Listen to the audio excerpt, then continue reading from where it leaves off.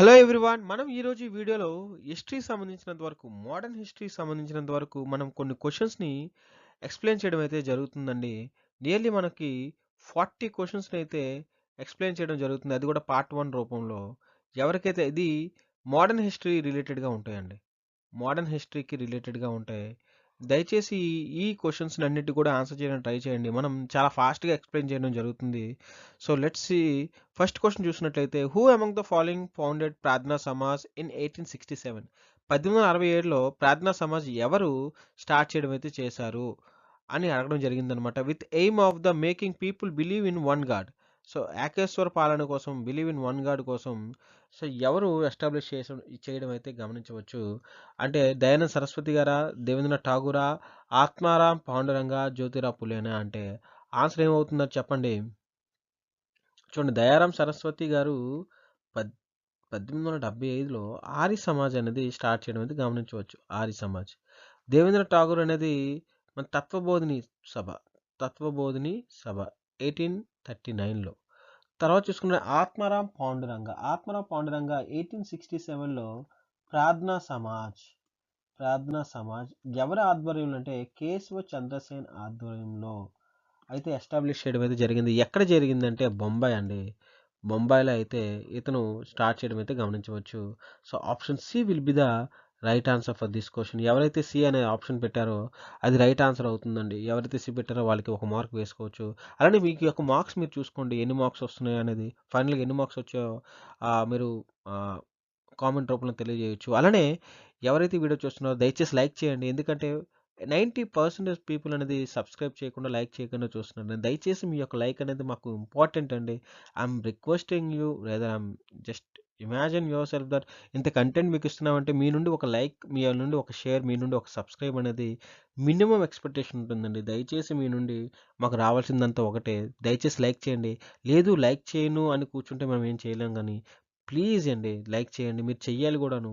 దయచేసి మీరు ఎవరైతే చూస్తున్నారో ఐఎమ్ రిక్వెస్టింగ్ యూ అండి, ప్లీజ్ లైక్ దిస్ వీడియో. అలానే ఎవరైతే సబ్స్క్రైబ్ చేయలేదో వాళ్ళు సబ్స్క్రైబ్ చేసుకోండి. కంటెంట్ మీకు ఖచ్చితంగా నచ్చుతుందండి. నెక్స్ట్ క్వశ్చన్ చూసుకున్నట్లయితే, who among the following governor general of Bengal implemented zamindari system in 1793? 1793లో జమీందారీ సిస్టమ్ని ఎవరు ఇంప్లిమెంట్ చేశారు? జాన్ షోరా, కార్న్వాలిసా, విలియం బెంటికా, లార్డ్ హ్యాస్టింగా? చెప్పండి option. Yes, option B is the right answer. Cornwallis అండి. Cornwallis implemented zamindari system in 1793లో జమీందారీ సిస్టమ్ని అయితే ప్రిపేర్ చేశారు. అండ్ ప్లాన్ ఎవరు ప్రిపేర్ చేశారంటే జాన్ షోర్ అండి. బట్ ఎవరు ఇంప్లిమెంట్ చేశారంటే కార్న్వాలిస్. చూడండి, ప్లాన్ ప్రిపేర్డ్ ఎవరంటే జాన్ షోర్. ఎగ్జాక్ట్లీ, జాన్ షోర్ ఎవరు అనుకుంటున్నారో వాళ్ళు ప్లాన్ ప్రిపేర్ చేసిన వారు ఎవరు? జాన్ షోర్. ఎవరు ఇంప్లిమెంట్ చేశారు? ఇంప్లిమెంట్ చేసేవారు ఎవరంటే ఎగ్జిక్యూటివ్ ఉండాలి, అంటే పవర్ ఉండాలి. పవర్ ఎవరికి ఉంది? కార్న్వాలిస్కి ఉంది. సో అందుకోసమే Cornwallis will be the right answer. Prepare అయితే జాన్ షోర్, ఇది గుర్తుపెట్టుకోండి. So option B will be the right answer. Next question చూసుకున్నట్లయితే, the social reform cell of the Indian National Congress called Indian National Conference was founded by. Indian social conference was founded by whom? Bal Gangadhar Tilak, Lala Lajpati Rai, Annie Besant, Anna George Malhotra, M G Ranade, Raghunathrao, Ishwarchandra Vidyasagar, Gopalakrishna Gokhale. So దీనికి answer వచ్చేసరికి Indian social conference అనేది MG Ranade and Raghunatha Rao గారు మనకి ఎప్పుడంటే 1894లో అయితే మనకి ఇది start చేయడం అయితే గమనించవచ్చు అనమాట. Social conference was founded M G Ranade and Raghunathrao was విచువల్లీ with the social reforms cell Indian National Congress సంబంధించినంత వరకు ఇది ఒక సోషల్ రిఫార్మ్ సెల్ అనమాట. ఇది ఇండియన్ సోషల్ కాంగ్రెస్లోనే ఉంటుంది. బట్ ఇది ఒక సోషల్ రిఫార్మ్స్ కోసం అయితే ఇన్సైడ్ ఇండియన్ నేషనల్ కాంగ్రెస్లో అయితే ఎస్టాబ్లిష్ చేయడం జరిగింది. ఎవరు ఎస్టాబ్లిష్ చేశారంటే ఎంజి రానడే. ఎంజి రానడే అండి. తర్వాత మనకి ఈ ఎంజి రానడే అని మనకి మహారాష్ట్ర చెందిన వ్యక్తి అనమాట. ఇతను మహారాష్ట్ర చెందిన వ్యక్తి. So option C will be the right answer అండి. నెక్స్ట్ క్వశ్చన్ చూసుకున్నట్లయితే, who among the following who among the following organise the Congress radio quit India movement? So quit India movement టైంలో ఈ రేడియోని ఎవరు ఆర్గనైజ్ చేశారంటే అరుణా అసఫ్ అలియా, రామ్ మనోహర్ లోహియా, జయప్రకాష్ నారాయణ్, ఉషా మెహతా. సో ఆన్సర్ వచ్చేసరికి ఉషా మెహతా అండి. ఈ ఉషా మెహతా క్విట్ ఇండియా టైంలో ఈ కాంగ్రెస్ రేడియోని అయితే మనకి చేయడం అయితే జరిగింది. దీన్నే సీక్రెట్ కాంగ్రెస్ రేడియో అని కూడా అంటారనమాట. ఏటని? Secret secret Congress radio. అందుకోసం ఉషా మెహతాని మనకి కోకిల అని కూడా అంటారనమాట ఈవిడిని. So Usha Mehta. Okay, secret సంబంధించినంత వరకు. నెక్స్ట్ క్వశ్చన్ చూసుకున్నట్లయితే the first civil disobedience movement of Mahatma Gandhi was freedom struggle. So మొట్టమొదటిసారికి సివిల్ శాసనోల్లంఘన మూవ్మెంట్ అనేది ఉద్యమం అనేది ఏదవుతుంది? కేదా సత్యాగ్రహ, చంపారణ, అహ్మదాబాద్, చౌరీ చౌరా ఇన్సిడెంట్. చౌరీ చౌరీ ఇన్సిడెంట్ అనేది అసలు మూమెంటే కాదు అది, ఎందుకంటే అది ఆపివేయడం జరిగింది. సో అది పక్కన పెట్టేస్తే చంపారణ, అహ్మదాబాద్. సో సింపుల్గా చెప్పాలంటే Champaran is the right answer అండి. ఫస్ట్ సివిల్ డిజోబీడియన్స్ అయితే చంపారన్ అయితే మనం చెప్పుకోవచ్చు అనమాట. Champaran Satyagraha option B will be the right answer అనమాట. మహాత్మా గాంధీ అయితే ఫ్రీడమ్ స్ట్రగల్లో మొట్టమొదటి సివిల్ డిజోబీడియన్స్ అయితే చంపారన్ అని చెప్పుకోవచ్చు. నెక్స్ట్ క్వశ్చన్ చూసుకున్నట్లయితే in which of the following year Satyendranath Tagore becoming first Indian to qualify the Indian civil సర్వీస్లో సత్యేంద్రనాథ్ ఠాగూర్ అనే వ్యక్తి ఎప్పుడు ఎన్నిక అవడం అయితే గమనించవచ్చు. 1860లో, 1863లో, 1881లో, 1872లో. సో ఆన్సర్ వచ్చేసరికి 1863 అండి. 1863లో ఈ ఎస్ఎన్ ఠాగూర్ అని అంటాం. ఎస్ఎన్ ఠాగూర్ మొట్టమొదటి వ్యక్తి అనమాట ఇండియన్ సివిల్ సర్వీసెస్లో. ఇక్కడ క్వాలిఫై అయిన వాళ్ళు మొట్టమొదటి వ్యక్తి ఎవరంటే మన ఎస్ఎన్ ఠాగూర్ అనమాట. 1863లో ఇతను క్వాలిఫై అవడం అయితే గమనించవచ్చు. మన నెక్స్ట్ క్వశ్చన్ చూసుకున్నట్లయితే which of the following statement is correct? The recommendation of the Police Commission 1860 led to the Indian Police Act 1861. The commission recommended Inspector General as the head of the provinces, Deputy Inspector General as the head of the range, and SP is the head of the district అని ఇవ్వడం అయితే జరిగిందనమాట. So దీనికి ఈ police recommendation అనేది మనకి answer ఏమవుతుంది? Only one, two ఓన్లీయా, బోత్ 1 and 2, నైదర్ 1 and 2. దీనికి ఆన్సర్ ఏమవుతుందంటే ఫస్ట్ ఆఫ్ ఆల్ మనం గుర్తుపెట్టుకోవాల్సింది ఈ recommendations of the police commissions led to the police act 1861 అనేది రైట్ అండి. ఎలా అంటే ఈ ఈ కమిషన్ అనేది ఇండియన్ పోలీస్ యాక్ట్కి రావడానికి కారణం అయితే అయిందనమాట. Main the village setup the present in the village లెవెల్లో చూసుకున్నా, అలానే డైరెక్ట్ రిలేషన్షిప్ని కానిస్టేబులరీ చూసుకున్నట్లయితే రెస్ట్ ఆఫ్ ద కానిస్టేబులరీ మొత్తం కూడా డైరెక్ట్ రిలేషన్షిప్లో ఉన్నట్లుగా, అది inspector general as the head of the provisions ఉన్నట్లుగా, ఇన్స్పెక్టర్ జనరల్ అనేది హెడ్ ఆఫ్ ద ప్రొవిజన్స్ ఉన్నట్లుగా, అలానే డిప్యూటీ ఇన్స్పెక్టర్ జనరల్ అనేవారు హెడ్ ఆఫ్ ద రేంజ్ ఉన్నట్లుగా, అలానే ఎస్పీ అనేది హెడ్ ఆఫ్ ద డిస్ట్రిక్ట్ ఉన్నట్లుగా. అంటే రెండు కూడా రైట్ అనమాట. Okay, both 1 and 2 is right answer అనమాట. Option C will be the right answer. Next question చూసుకున్నట్లయితే which of the following statement are correct? District Diwani Adalats were established district to try to criminal disputes. District Fauzdari Adalat were set up into the try to civil disputes. District Diwani Adalats.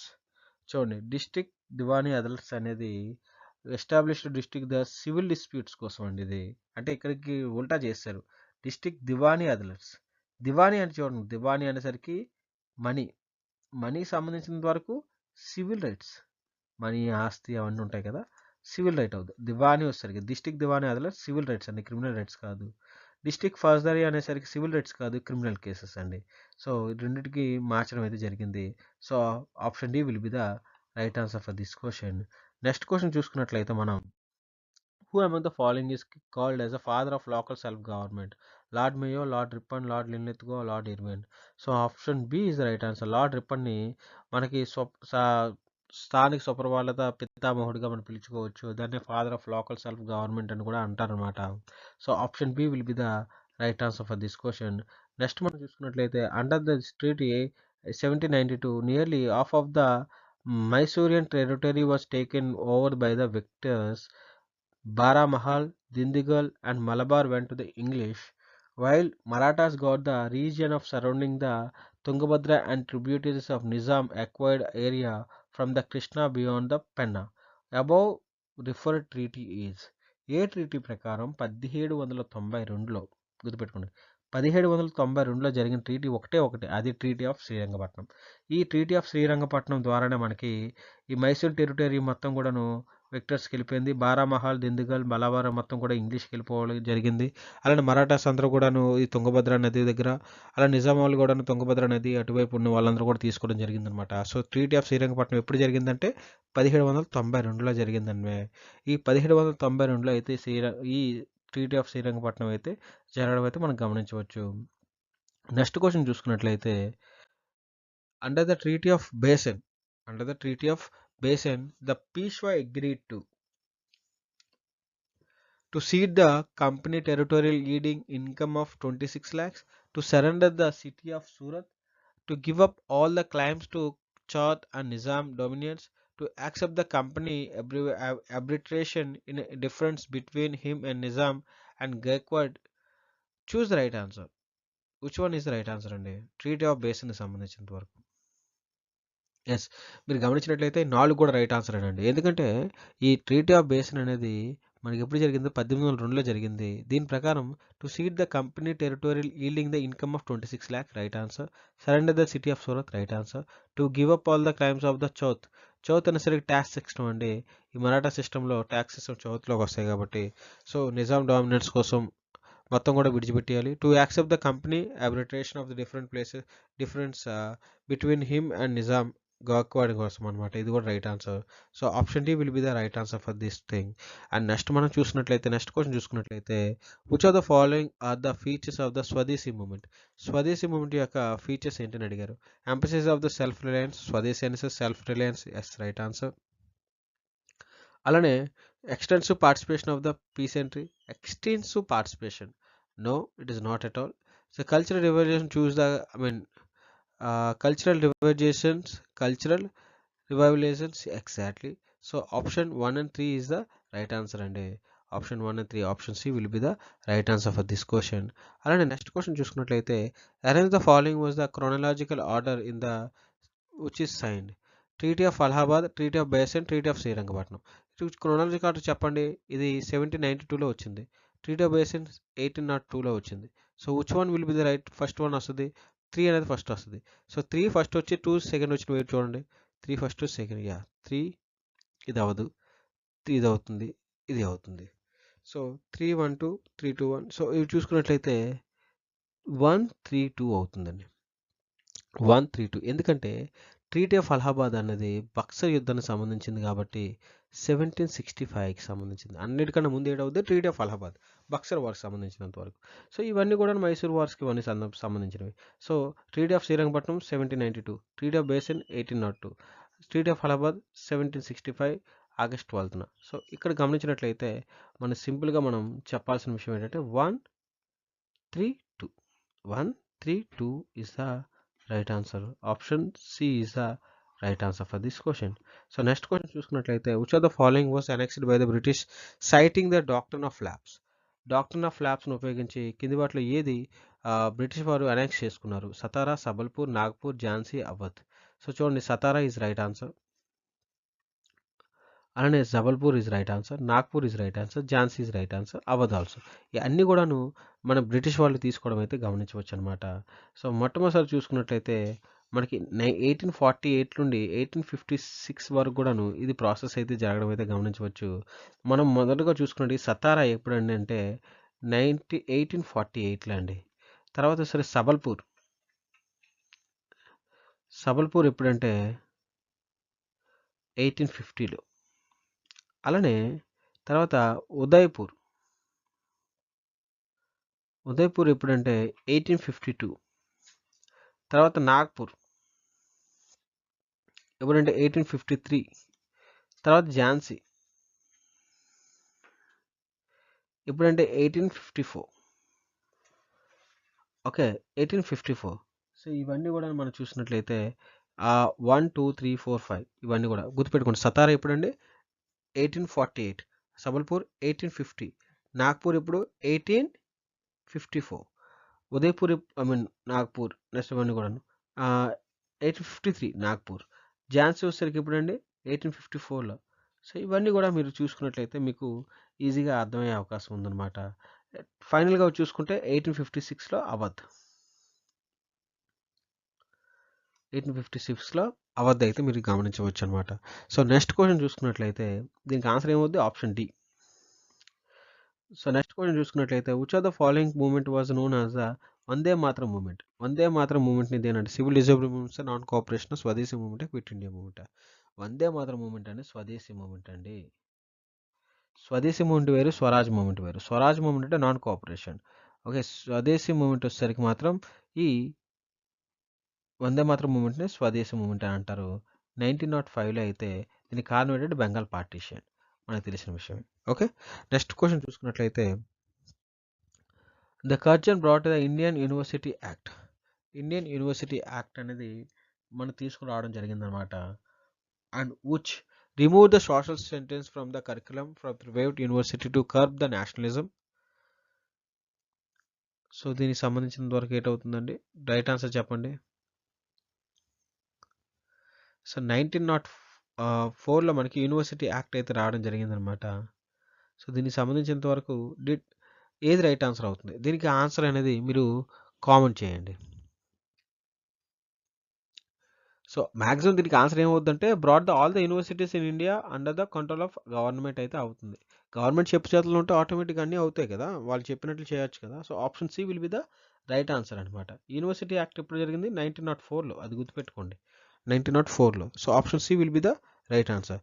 Next question చూసుకున్నట్లయితే మీరు which of the following statement are correct regarding the Rampa rebellion 1879. 1879 Rampa rebellion సంబంధించినంత వరకు ఏది right answer అని అడగడం అయితే జరిగిందనమాట. దీనికి సంబంధించినంత వరకు మీరు ఆన్సర్ చెప్పండి. ఆన్సర్ మీరు కామెంట్ చేయండి. ఇది ఇంపార్టెంట్ క్వశ్చన్ అండ్ ఇది ఏబిపిఎస్సి గ్రూప్ 1 క్వశ్చన్ అలానే యూపీఎస్సి రిలేటెడ్ క్వశ్చన్ ఇది. సో దీనికి ఆన్సర్ చేయండి, ట్రై టు ఆన్సర్ ఇట్. లేదా అనుకుంటే దీనికి ఆన్సర్ ఏమవుద్దో చూద్దాం, ఆగండి.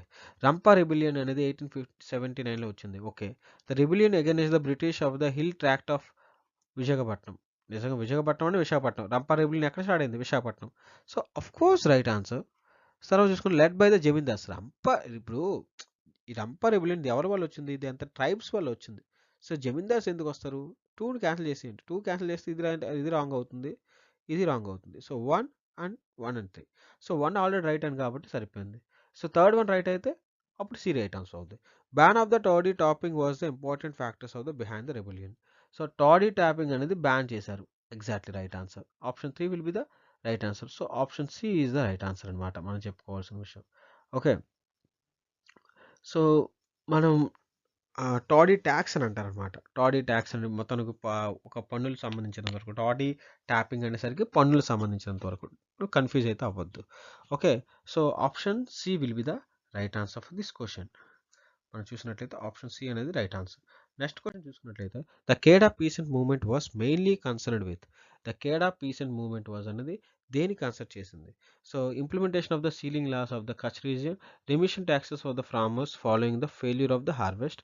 ఎగ్జాక్ట్లీ ఆ కేడా పీసెంట్ మూవ్మెంట్ దేనికంటే ఈ హార్వెస్ట్ వల్ల మాకు అంటే ఈ కరువు కాటకాల వల్ల ఇక్కడ వచ్చిన పంట రాకపోవడం వల్ల వాళ్ళ యొక్క ట్యాక్సెస్ని రిమిషన్ చేయాలన్నమాట. ఓకే, సో అలాంటివన్నీ కూడాను ఇందులోకి వస్తుంది. So option B will be the right answer. Option B will be the right answer అండి. నెక్స్ట్ క్వశ్చన్ చూసుకున్నట్లయితే మీరు అలహాబాద్ మిల్ స్ట్రైక్ 1918లో, అలహాబాద్ మిల్ స్ట్రైక్ 1918లో led by the Gandhiji was based on the issue of. So Allahabad mill strike అనేది దేని వల్ల వచ్చింది? దీనికి ఆన్సర్ చేయండి, మీరు చేయండి, కంపల్సరీ చేయాలి. ఓకే, సో నెక్స్ట్ చూసుకున్నట్లయితే Kheda peasant movement was mainly concern with. మనం ఆల్రెడీ చెప్పుకున్నాం. దీనికి ఆన్సర్ చేయండి, దీనికి ఆన్సర్ చేయండి 20th క్వశ్చన్కి. నెక్స్ట్ క్వశ్చన్ చూసుకున్నట్లయితే the Carnatic wars were fought between which of the following. Carnatic wars అనేది ఎవరెవరి మధ్యన జరిగింది? ఇంగ్లీష్ అండ్ మరాఠాసా, ఇంగ్లీష్ అండ్ ఫ్రెంచా, ఇంగ్లీష్ అండ్ పోర్చుగీసా, డచ్ అండ్ ఇంగ్లీషా? చెప్పండి. యా, ఇంగ్లీష్ అండ్ ఫ్రెంచ్ అండి. ఈ కర్ణాటిక్ వార్స్ ఎవరెక్కడ జరిగిందంటే ఇంగ్లీష్ అండ్ ఫ్రెంచ్ వారికి మధ్యన జరగడం అయితే గమనించవచ్చు. Option B will be the right answer. Next question చూసుకున్నట్లయితే the first Carnatic war is memorable for the battle of Saint Thomas which are the fight between. ఎవరెవరి మధ్య ఇది ఫైట్ జరిగింది? The French and Indian forces. Indian forces ఎవరు lead చేశారు? British వారు. Okay, so సింపుల్గా చెప్పాలంటే option A will be the right answer అండి. అలానే ఈ ఇండియన్ ఫోర్సెస్ అంటే అన్వర్ ఉద్దీన్ నవాబ్. నవాబ్ ఆఫ్ కర్ణాటకకి ఫ్రెంచ్కి మధ్య జరిగిందనమాట. So that's why Saint Thome అని చెప్పుకోవచ్చు. Option A will be the right answer. Next question చూసుకున్నట్లయితే British supremacy established in India from which of the following battles. అంటే బ్రిటిష్ వారి యొక్క ఆధిపత్యం అనేది స్థిరంగా మనకి ఏ బ్యాటిల్ నుండి ఏ బ్యాటిల్ తర్వాత నుండి మనం గమనించవచ్చు. Battle of Plassey, battle of Buxar, రెండవ Carnatic war, none of the above. Which one is the right answer? Comment చేయండి. సో ఆప్షన్ దీని క్వశ్చన్కి ఆన్సర్ అయితే కామెంట్ చేయండి. మీరు ఈ క్వశ్చన్ చూసినట్లయితే consider the following: Sing Bonga, son of the soils movement, Jal Jangal and Zameen slogan which is about issues are associated with Birsa Munda. చూడండి, ఇక్కడ మీరు సింపుల్గా చెప్పొచ్చు అంటే Sing Bonga is Birsa Munda right answer. Son of the soil is right answer. But Jal Jangal and Zameen అనేది త్రిబుల్ ఆర్ మూవీ ఎవరు చూసినా ఈజీగా అర్థమైపోతుంది. కొమరం భీమ్ అండి. ఈ కొమరం భీమ్కి సంబంధించింది అనమాట. సో అఫ్ కోర్స్ ఇది ఆప్షన్ 3 అనేది ఎలిమినేట్ చేసినట్టయితే option 1 and 2 right answer. Option A is the right answer అండి. బిర్సా ముండా సంబంధించినంత వరకు Singbonga, son of the soil movement అనేది రైట్ ఆన్సర్ అవుతుంది. నెక్స్ట్ మనం చూసుకున్నట్లయితే which of the following war are once and for all ended to fortune the French in India. So కింది వాటిలో ఏ యుద్ధం అనేది ఫ్రెంచ్ వారి యొక్క ఆధిపత్యం మొత్తం కంప్లీట్గా కొలాప్స్ చేసిందని అడిగారనమాట. సో ఫ్రెంచ్ వారిది ఎప్పుడు కూడా వాష్ చేయడం జరిగింది. వారి యొక్క పవర్ని వాష్ చేశారు. అదే వన్ డే వాష్ వార్ అనమాట. ఎప్పుడంటే 1760లో జరిగింది. Option B is right answer. French వారు వాష్ చేసేయడం జరిగిందనమాట వన్ డే వాష్లో. ఓకే, నెక్స్ట్ క్వశ్చన్ చూసుకున్నట్లయితే the English East India Company established their first settlement factory act. ఎక్కడండి? ఈస్ట్ ఇండియా కంపెనీ వారి యొక్క ఫస్ట్ సెటిల్మెంట్ ఫ్యాక్టరీని ఎక్కడ ఎస్టాబ్లిష్ చేశారు? Option C Machilipatnam. 1611లో అయితే ఎస్టాబ్లిష్ చేయడం అయితే చేశారనమాట. దీనికి పర్మిషన్ ఇచ్చిన వారు ఎవరంటే కూలీ కుతుబ్ షా. ఓకే, నెక్స్ట్ మన క్వశ్చన్ చూసుకున్నట్లయితే Nadir Shah attack Delhi and took away Kohinoor diamond and the peacock throne to Persia during the reign of. ఎవరి కాలంలోనే ఈ నెమలి సింహాసనం అలానే కోహినూర్ వజ్రాన్ని నాదిర్ షా అనే వ్యక్తి ఢిల్లీ మీద అటాక్ చేసి పట్టును వెళ్ళిపోయాడు? ఆప్షన్ ఏ మహమ్మద్ షా, ఫారూక్ షిక్యార్, సాలాం, అహ్మద్ షా 1. సో ఆన్సర్ వచ్చేసరికి మహమ్మద్ షా అండి. మహమ్మద్ షా వచ్చేసరికి ఇది Roshan Akhtar and was unpopular of Rangeela. ఇతనికి రంగీలా అంటారు. ఈ టైంలో వచ్చేసి ఈ నాదిర్ షా వచ్చేసి ఈ కోహినూర్ డైమండ్ అంటే పట్టుకుని వెళ్ళిపోయారండి. ఎప్పుడంటే 1739లో.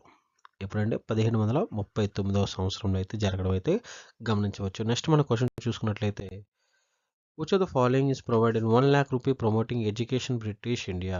₹1,00,000 మొట్టమొదటిసారిగా ఏ యాక్ట్ ప్రకారం భారతదేశంలో ఇవ్వబడింది? Charter act 1813, charter act 1833, 1853, 1784. So first one చూసుకున్నట్లయితే ఆన్సర్ ఏమవుతుందంటే 1813 అండి.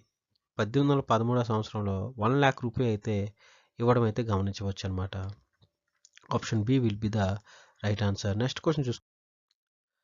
సో ఇప్పుడు చెప్పండి, the first governor general of British India ఎవరండి? First governor general of British India ఎవరంటే లార్డ్ విలియం బెంటిక్ అండి.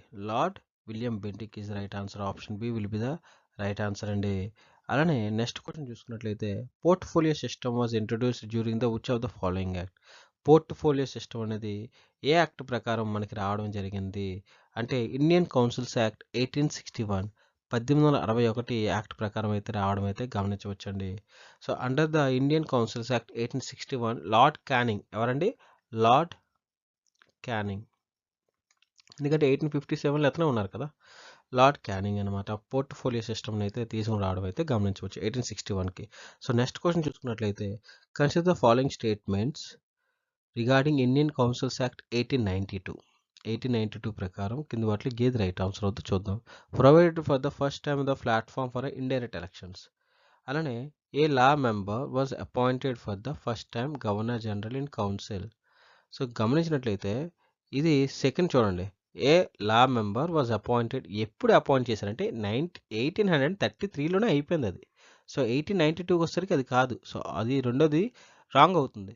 రెండోది రాంగ్ అవుతుందంటే ఫస్ట్ వన్ రైట్ అవుతుంది. So option one only one is right answer. Option A is the right answer అండి. Next question చూసుకున్నట్లయితే consider the following statement regarding the Minto Morley reforms 1909. Separate communal electoral was granted by the Muslims. Really separate electrode అనేది ఈ 1909 నుండి వచ్చిందా? కాదు, 1990 నుండి వచ్చింది. Second చూడండి, for the first time Indians were allotted appointed the viceroy executive council. లేదు, executive కౌన్సిల్స్లో ఎప్పుడు నుండే రావడం జరిగింది. వాళ్ళు ఫర్ ద ఫస్ట్ టైం ఏది రెండు కూడా కాదండి. సో option D will be the right answer. రెండు రాంగ్ అవుతుంది ఎందుకంటే 1909కి సంబంధించిన తర్వాత రాంగ్ అనమాట. So option D will be the right answer. Next question చూసుకున్నట్లయితే first time Indians were allowed to be appointed viceroy executive council under the Minto Morley reforms.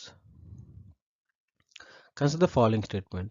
Lord S.P. Sinha became the first Indian to be appointed Viceroy Executive Council. Lord S.P. Sinha was given the finance portfolio. Which one is the right answer? So, second చూడండి, S.P. Sinha was given finance portfolio. Finance portfolio ఇచ్చారు ఇతనికి. Really ఇతనికి లా portfolio ఇచ్చారండి. లా portfolio ఇవ్వడం అయితే గమనించవచ్చు. ఇది finance ఇవ్వలేదు. So second one is wrong, first one is right answer అనమాట.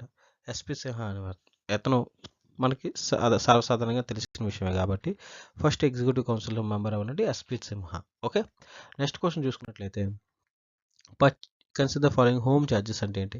Purchase of military stores, interest of debts, interest on the railway capital investment, expenditure of the Indian office establish. Which of the following is also called as a home charges. Home charges అనేసి అన్నీ కలిపి ఉంటాయండి. Option D చూడండి, purchase of military stores అది కూడా home ఛార్జెస్లోకి వస్తే భారత్ మీద వేస్తారనమాట. ఎక్కడో బ్రిటిష్ వాళ్ళు ఉండి ఇక్కడ హోమ్ ఛార్జెస్ వేస్తారు.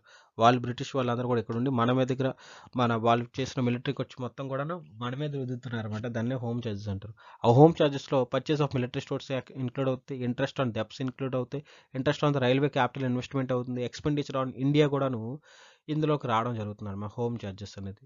So option D will be the right answer అవుతుంది. నెక్స్ట్ క్వశ్చన్ చూసుకున్నట్లయితే మీరు which of the following was the economic critics of colonialism in India. ఎవరు కొలోనిజం కోసం క్రిటిసైజ్ చేశారు? Dadabhai Naoroji, MG Ranade, RC Datta. So ఇక్కడ గమనించినట్లయితే అందరూ కూడాను ఈ కొలోనిజం కోసం అయితే క్రిటిసైజ్ చేయడం అయితే గమనించవచ్చు. ఆల్ ఆఫ్ ద అబవ్ అయితే చూసుకోవచ్చు అనమాట. ఆర్సి దత్ కూడా, దాదాపు నౌరోజీ కూడా. అలానే దిన్ షా హిల్లా అని చెప్పేసి మన ఇండియా అనేది ఎలా పోతుంది అంటే ఇండియా కరెన్సీ అనేది ఎలా వెళ్ళిపోతుంది, వేరే రూపంలో ఎలా వెళ్ళిపోతుందని కూడాను చెప్పడం జరిగిందనమాట. సో వీళ్ళందరూ కూడాను ఈ కొలోనిజం కోసం క్రిటిసైజ్ చేసిన వాళ్ళు, ఎకనామిక్ క్రిటిసిజం చేసిన వాళ్ళు వీళ్ళందరూ కూడాను.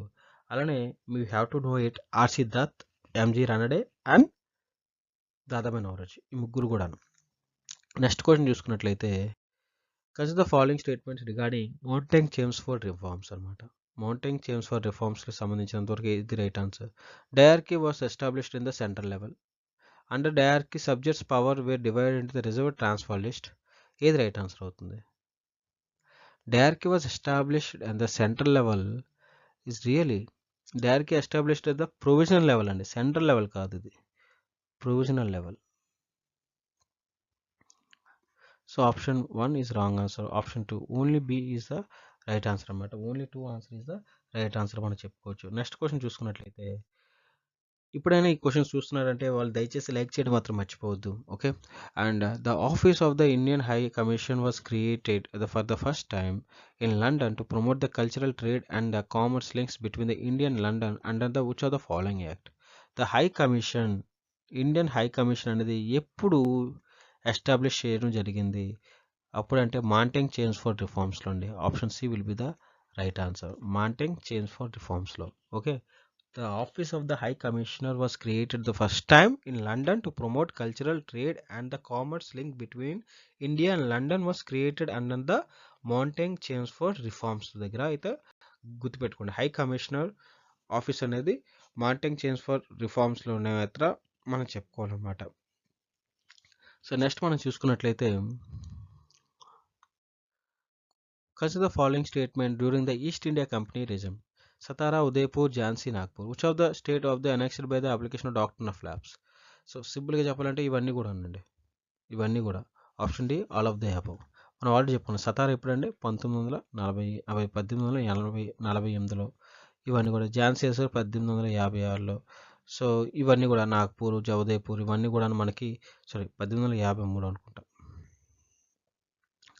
ఓకే. సో ఇలా ఏరియాస్ మాత్రం చెప్పడం అయితే జరిగిందనమాట. సో ఇవన్నీ కూడాను ఇప్పటితో ఈ క్వశ్చన్స్ అన్ని 40 క్వశ్చన్స్ కూడా డిస్కస్ చేయడం అయితే జరిగిందండి. దయచేసి ఈ క్వశ్చన్స్ కానీ మీకు తెలిసినట్లయితే హ్యాపీ, తెలియనట్లయితే కొన్ని క్వశ్చన్స్కి అయితే కామెంట్ రూపంలో తెలియజేయమన్నాను. దయచేసి తెలియజేయండి. ఎవరైతే ఈ వీడియో నచ్చినట్లయితే వాళ్ళు లైక్ చేయండి, సబ్స్క్రైబ్ చేయడం మాత్రం మర్చిపోవద్దు. అలానే ఎవరైతే ఈ వీడియో చూస్తున్నారో ఎప్పుడు కూడా I'm really thankful to you and please do subscribe to vitamin is. చాలామంది సబ్స్క్రైబ్ చేయకుండా చూస్తున్నారండి. దయచేసి సబ్స్క్రైబ్ చేయండి, అలానే లైక్ చేయండి, అలానే మీ ఫ్రెండ్స్కి అండ్ రిలేటివ్స్కి షేర్ చేయండి. ఇలానే మీకు మోడల్ పేపర్స్ కావాలంటే దయచేసి కామెంట్ చేయండి, వీ నీడ్ మోడల్ పేపర్స్ అని చెప్పేసి. అలానే దయచేసి లైక్ చేయడం మాత్రం మర్చిపోవద్దు. Thank you so much. జై హింద్.